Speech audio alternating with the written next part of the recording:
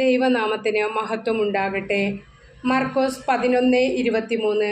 സത്യം സത്യമായി ഞാൻ നിങ്ങളോട് പറയുന്നു, ആരെങ്കിലും ഈ മലയോട് ഇവിടെ നിന്നും മാറി കടലിൽ ചെന്ന് വീഴുക എന്ന് പറയുകയും ഹൃദയത്തിൽ ശങ്കിക്കാതെ താൻ പറയുന്നത് സംഭവിക്കുമെന്ന് വിശ്വസിക്കുകയും ചെയ്താൽ അവനത് സാധിച്ചു കിട്ടും. അതിനാൽ ഞാൻ പറയുന്നു, പ്രാർത്ഥിക്കുകയും യാചിക്കുകയും ചെയ്യുന്ന എന്തും ലഭിക്കുമെന്ന് വിശ്വസിക്കുവിൻ, നിങ്ങൾക്ക് ലഭിക്കുക തന്നെ ചെയ്യും. നിങ്ങൾ പ്രാർത്ഥിക്കുമ്പോൾ നിങ്ങൾക്കാരോടെങ്കിലും എന്തെങ്കിലും വിരോധമുണ്ടെങ്കിൽ ക്ഷമിക്കുവിൻ. അപ്പോൾ സ്വർഗത്തിലുള്ള നിങ്ങളുടെ പിതാവ് നിങ്ങളുടെ തെറ്റുകൾ ക്ഷമിക്കും. വിശ്വാസത്തെക്കുറിച്ച് യേശു പറയുകയാണ്, വിശ്വസിച്ചാൽ നീ ദൈവമഹത്വം ദർശിക്കും. യേശുവിൻ്റെ അടുത്ത് ആര് എന്ത് പ്രാർത്ഥനയ്ക്കായോ രോഗസൗഖ്യത്തിനായോ വന്നാലും കർത്താവ് ആദ്യം ചോദിക്കുന്നത്, നീ എന്നെ വിശ്വസിക്കുന്നുവോ എന്നാണ്.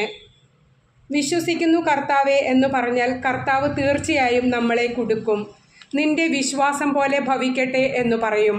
വിശ്വാസം നമ്മിൽ ഉണ്ടെങ്കിൽ മാത്രമേ അത്ഭുതം സംഭവിക്കുകയുള്ളൂ. ഹൃദയത്തിൽ വിശ്വസിച്ച് യേശുവിൻ്റെ നാമം പറഞ്ഞ് കൽപ്പിച്ച് പ്രാർത്ഥിക്കുക. ശങ്കിക്കാതെ സംശയിക്കാതെ വേണം ഇതെല്ലാം ചെയ്യാൻ. ചഞ്ചല മനസ്കന് കർത്താവിൽ നിന്ന് എന്തെങ്കിലും ലഭിക്കുമെന്ന് വിചാരിക്കരുതെന്ന് വചനം പറയുന്നു. ബുദ്ധി കൊണ്ട് നമ്മൾ ചിന്തിക്കരുത്, പൂർണ്ണമായ ദൈവാശ്രയ ബോധത്തിൽ വളരുക. ബുദ്ധി കൊണ്ട് തേടിയാൽ കർത്താവിനെ കാണാൻ സാധിക്കില്ലെന്നാണ് കർത്താവ് പറയുന്നത്. യേശുവിൻ്റെ കൈകളിൽ നിന്നും എല്ലാ അനുഗ്രഹങ്ങളും നേടിയെടുക്കാൻ എളുപ്പമാണ്. കണ്ണും പൂട്ടി യേശുവിനെ ഹൃദയത്തിൽ വിശ്വസിച്ചാൽ മതി. നിങ്ങൾക്ക് എന്തെങ്കിലും പ്രശ്നങ്ങളോ രോഗങ്ങളോ കടബാധ്യതകളോ ദുഃഖങ്ങളോ ഉണ്ടെങ്കിൽ യേശുവിൻ്റെ നാമത്തിൽ വിടുതൽ നൽകണമേ എന്ന് പ്രാർത്ഥിക്കുക. യേശുവിൻ്റെ നാമം മുൻനിർത്തി പ്രാർത്ഥിക്കണം. അപ്പോൾ തന്നെ എല്ലാ ബന്ധനങ്ങളും അഴിയും. ഇടയ്ക്കിടയ്ക്ക് നിങ്ങൾ യേശുവിനെ സ്തുതിച്ച് ആരാധിക്കണം. ദൈവവുമായി എപ്പോഴും നമ്മൾ ഒരു നല്ല ബന്ധമുണ്ടായിരിക്കണം. അനുദിനം യേശുവിനോട് എല്ലാ പ്രശ്നങ്ങളും തുറന്നു പറയണം.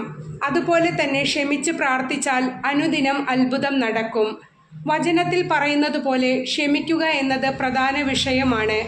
നമ്മെ വേദനിപ്പിച്ച വ്യക്തികളോട് ക്ഷമിക്കാൻ നമുക്ക് ഭയങ്കര ബുദ്ധിമുട്ടാണ്. അതിന് യേശുവിൻ്റെ സഹായം തേടുക തന്നെ വേണം. നമ്മെ വേദനിപ്പിച്ച വ്യക്തികളെ കാണുമ്പോൾ അതരം കൊണ്ട് ചിരിക്കും. പക്ഷേ ഹൃദയം കൊണ്ട് ചിരിക്കുമ്പോഴാണ് നമ്മൾ യേശുവിൻ്റെ മക്കളാകുന്നത്. നമ്മുടെ രോഗങ്ങൾ സുഖമാകുന്നതിന് ക്ഷമിക്കുക എന്നത് വലിയ അത്യാവശ്യമാണ്. പല തടസ്സങ്ങളും മാറുന്നതിനും ക്ഷമിച്ചു പ്രാർത്ഥിക്കുക എന്നത് അത്യാവശ്യമാണ്. ഒരുവൻ ചോദിക്കുകയാണ്, എൻ്റെ സഹോദരനോട് ഞാൻ എത്ര പ്രാവശ്യം ക്ഷമിക്കണമെന്ന് കർത്താവ് പറയുന്നു. 70 പ്രാവശ്യമെന്നാണ് ഈശോയുടെ മറുപടി. അതിൻ്റെ അർത്ഥം ക്ഷമിച്ചുകൊണ്ടേയിരിക്കണമെന്നാണ്. നമ്മുടെ പ്രാർത്ഥനയിൽ ചെറിയ ചെറിയ കാര്യങ്ങളൊക്കെ ഉൾപ്പെടുത്തി പ്രാർത്ഥിക്ക്. കർത്താവ് ഇടപെടും തീർച്ച. എൻ്റെ എല്ലാ സബ്സ്ക്രൈബേഴ്സിനെയും വ്യൂവേഴ്സിനെയും അനുഗ്രഹിക്കണമേ.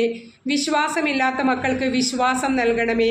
ക്ഷമിക്കാൻ സാധിക്കാത്ത മക്കൾക്ക് ക്ഷമിക്കാനുള്ള കൃപ നൽകണമേ. പ്രാർത്ഥിക്കാൻ സാധിക്കാതെ ബന്ധനങ്ങളിൽ കഴിയുന്ന മക്കളെ ഈ നിമിഷം വിടുവിക്കണമേ.